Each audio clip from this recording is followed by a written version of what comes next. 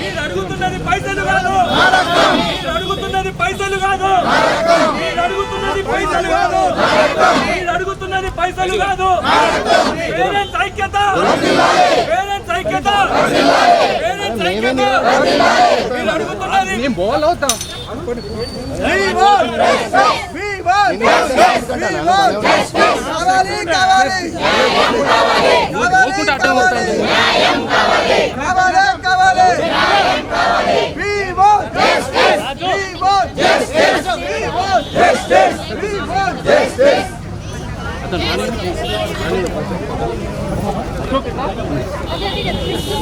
కాదబ్బా వచ్చి బయట మాట్లాడితే ఏమైతుంది అసలు గేట్ దియవా సినిమా తాళం పోలీసులు అయితే మంచిగా తీసుకుంటారు.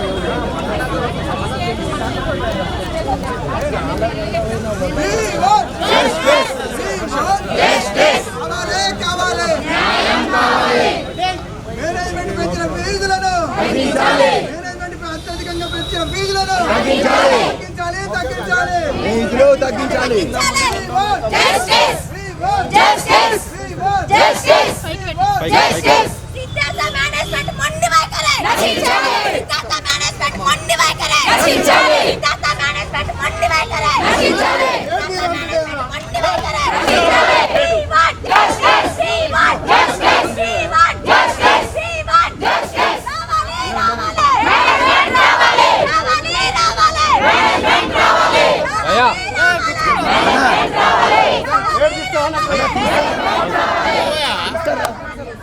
తమాషా చేస్తున్నావా?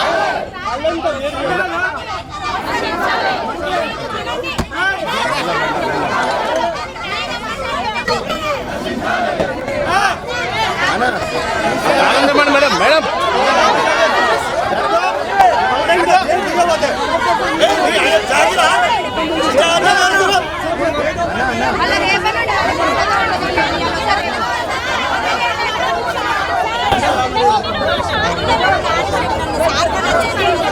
నేను ఎమ్మెల్సీనమ్మా. గేట్ పెడతావా? గేట్ తీయమనండి, గేట్ తీయమని చెప్పు.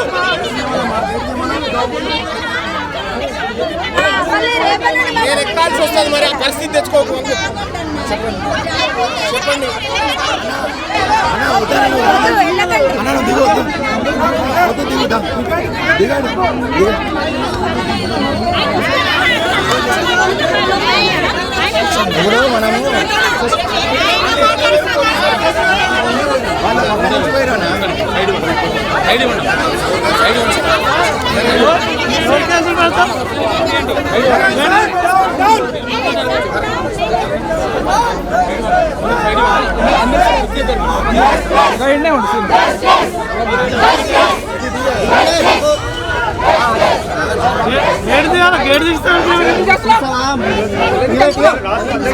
అరే తీయవా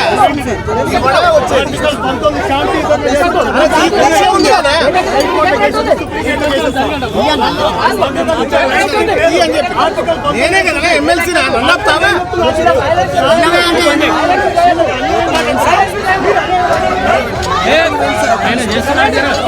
బాబు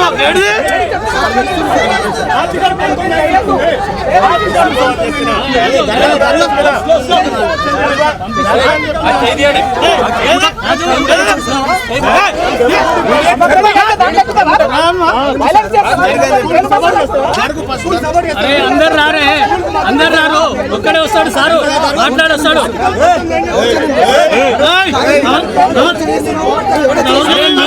మీరు మాట్లాడారా బాబు?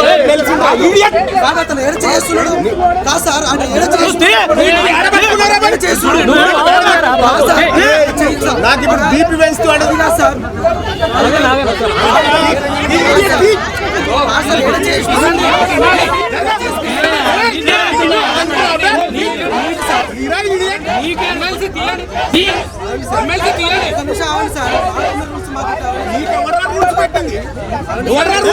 నేనే గవర్నమెంట్ రా.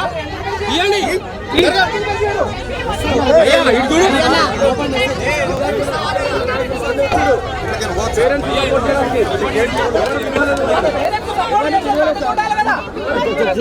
అన్న తీపిస్తారా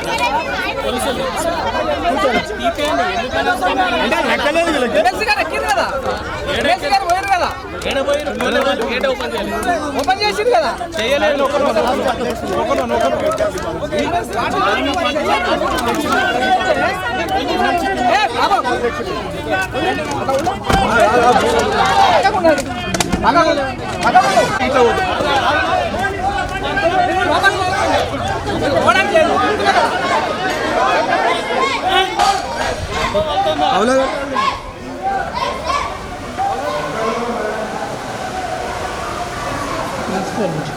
ప్రిన్సిపల్ రూమ్ ఎక్కడ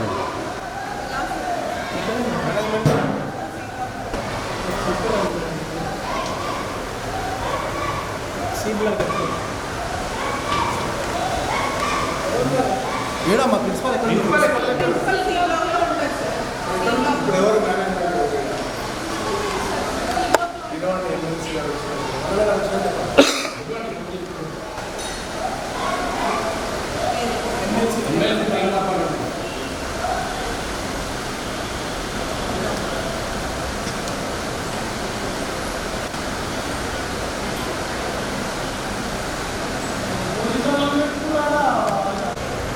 ప్రిన్సిపల్ ఎక్కడమ్మా ప్రిన్సిపల్ అక్కడ ఇదేనా ఇదేనా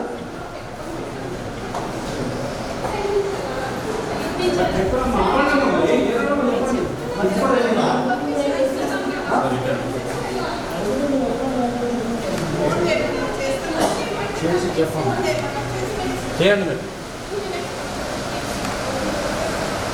ఏడున్నారమ్మా హోమ్ ప్రిన్సిపల్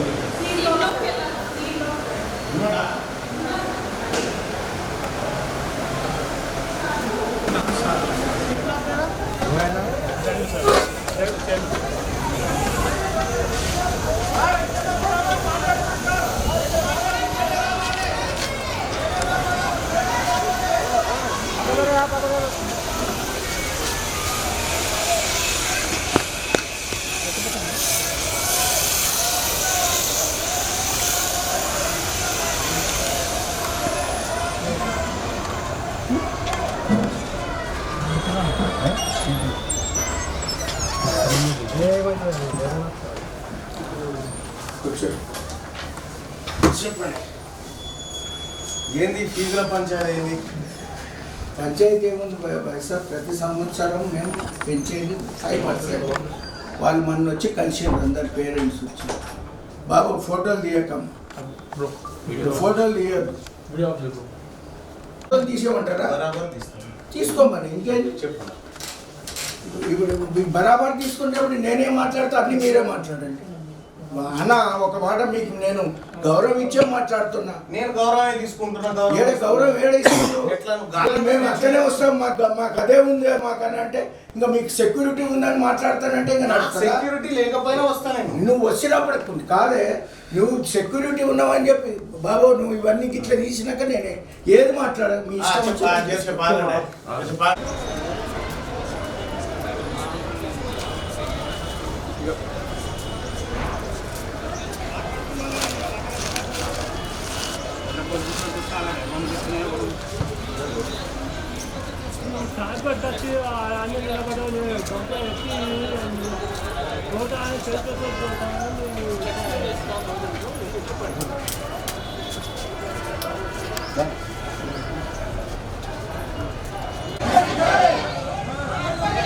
ఇట్లానేనా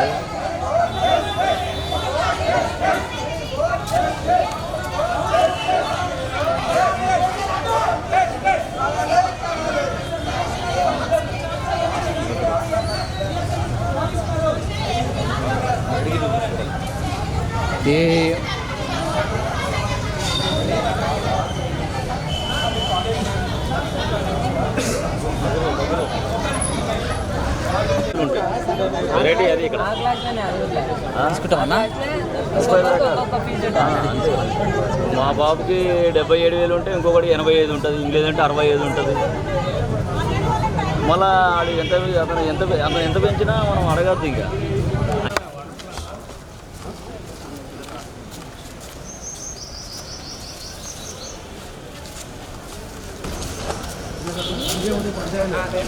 వేసుకొని 60, 70 ఉంటుంటే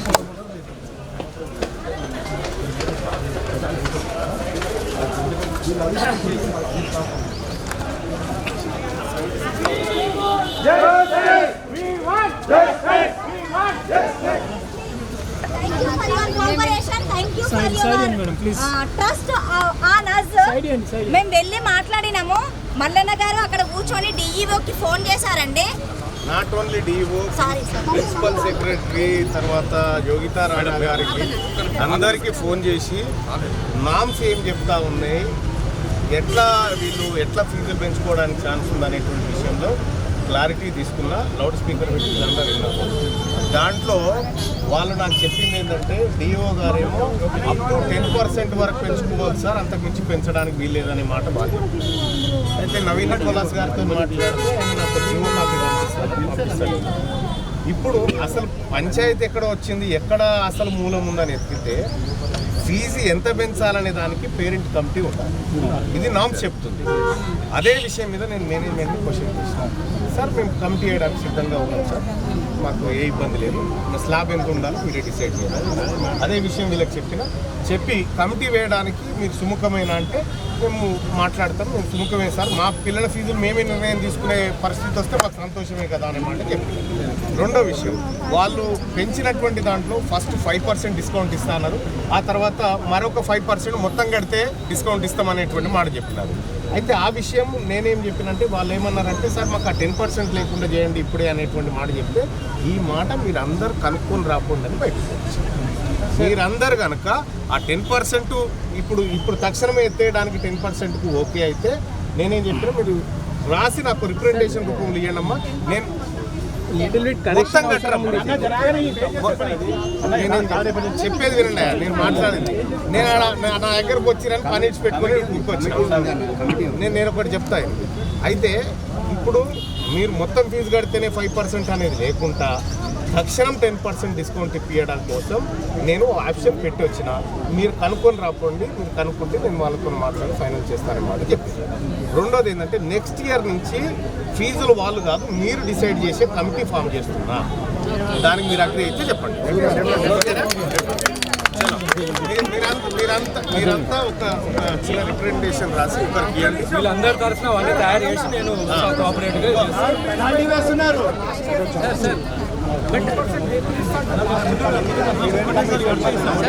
ఒక్కసారి లేదు,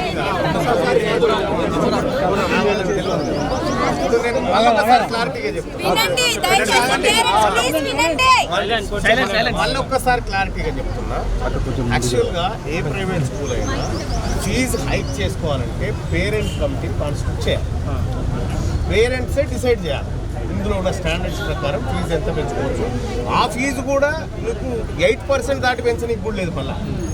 సో ఇప్పుడు విషయం ఏంటంటే ఇక్కడ పేరెంట్ కమిటీ లేదనేది నాకు లోపల పోయినాక అర్థం.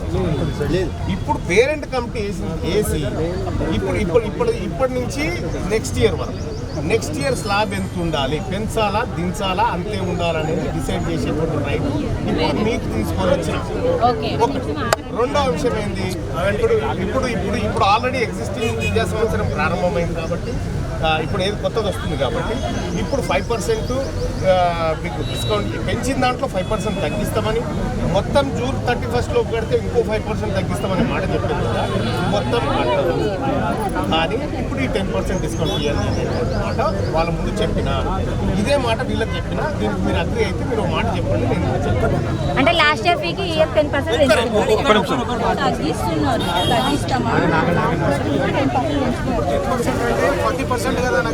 నేనేమంటున్నా, అది ఎందుకు పెరిగింది, నీ కమిటీ లేక. ఆ కమిటీ ఉంటే బాగుండదు. అసలు ఇప్పుడు సర్వరోగ నివారణ కమిటీ, ఆ కమిటీని తీసుకొస్తున్న మేనేజ్మెంట్ని కూడా ఒప్పించినారు. సార్ మేము వేస్తాం సార్, మాకు ఇబ్బంది లేదు, కమిటీ వేస్తాం, పేరెంట్స్ కమిటీ పెట్టి ఫీజు ఎంత డిసైడ్ చేయాలనేటువంటి విషయంలో మేము పేరెంట్స్ డిసైడ్ చేస్తాం సార్ అంటే నేను ఓకే అని చెప్పి. ఇంకో ప్రాబ్లం ఏముందంటే ఫర్ ఎగ్జాంపుల్ ఒకవేళ పిల్లగాడు ఇయర్ 7th క్లాస్లో జాయిన్ అయ్యింది అనుకోండి, ఆ పిల్లగాడి ఫీజు ₹1,00,000 అనుకోండి. ఇప్పుడు ఒక పిల్లగాడు లాస్ట్ 5 ఏళ్ళ నుండి 7th క్లాస్లో చదువుతున్నాడు అనుకున్నాం, ఆ పిల్లగాడికి 50,000 ఫీజు. సో ఒకటే క్లాస్లో చదివే పిల్లలకు డిఫరెంట్ ఫీజెస్. ఇప్పుడు డొనేషన్ తీసుకోండి, ప్రాబ్లం లేదు. డొనేషన్ కాకుండా ఒకటే క్లాస్లో చదివే పిల్లలకు డిఫరెంట్ ఇదే విషయము లౌడ్ స్పీకర్ పెట్టి డిఓ గారికి లైన్లో తీసుకొని వీళ్ళందరితో వీళ్ళు వింటుండగా మాట్లాడారు. ఇప్పుడు ఒక పిల్లగాడు 1వ తరగతి 2వ తరగతి 3వ తరగతి 50,000 60,000 70,000 ఫీజు ఉంది. సో ఇట్లా ఇప్పుడు 1వ తరగతిలో జాయిన్ అయినటువంటి పిల్లగానికి నెక్స్ట్ ఇయర్లో ఆ 60 మీద అప్ టు 8% హైక్ చేసుకోవడానికి ఛాన్స్ ఉంది. అప్పుడు ఏమవుతుంది, ఇంకొక 4,000 4,000 రూపాయలు పెరుగుతుంది, లేకపోతే 5,000 ఏమో పెరుగుతుంది. అది పెరగాలంటే ఎట్లా, దాన్ని కంట్రోల్ చేయాలంటే ఎవరు చేయాలి? Parent committee. ఈ పేరెంట్ కమిటీ లేక జరిగిన పొరపాటునప్పుడు సరిదిద్దడానికి వాళ్ళు సిద్ధమైనారు. నాకు తెలుసు అది వాళ్ళకే నష్టం అనేది. మీరు రెడీగా ఉండి ఆ కమిటీలో మీరు జాయిన్ అయిపోయి ఆ కమిటీ ఫామ్ చేసుకోండి. తల్లిదండ్రులకు నా విజ్ఞప్తి, మీకు ఏ కష్టం రాకుండా, మీకు ఏదైనా కష్టం వస్తే నా ఆఫీస్ ముందుకు వచ్చినట్టే తీసుకురా.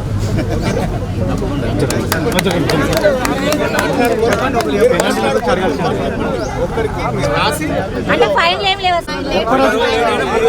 ఏ ఫైన్ లేకుండా చేస్తా. అదే అండి, 1 డే లేట్ అయినా అమ్మా, ఈ ఇయర్ వరకు ఏ ఫైన్ లేకుండా చేస్తా. కమిటీ ఫామ్ అయిన తర్వాత మీరే కదా డిసైడ్ చేసేది. ఒకవేళ ఫైన్లు కట్టాలన్నా కూడా మీ కమిటీ ఉంటుంది కదమ్మా, మీరే చేయొచ్చు, మీరే డిసైడ్ చేయొచ్చు. మీరే ఇప్పుడు 1 టైం ఫీకి 10%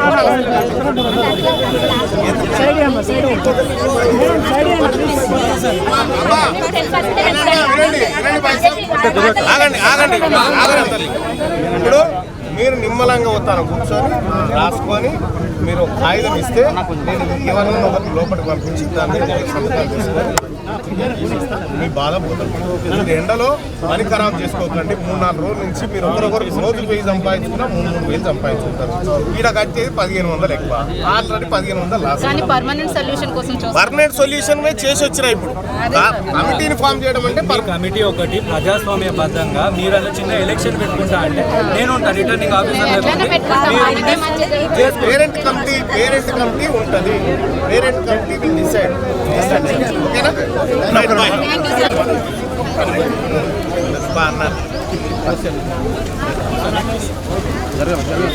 ఎక్కడో అక్కడ పోయి రాసుకొని నిమ్మలంగా ఒకరితో రాసుకోకపోయి ఎండలో కూర్చోకూడదు.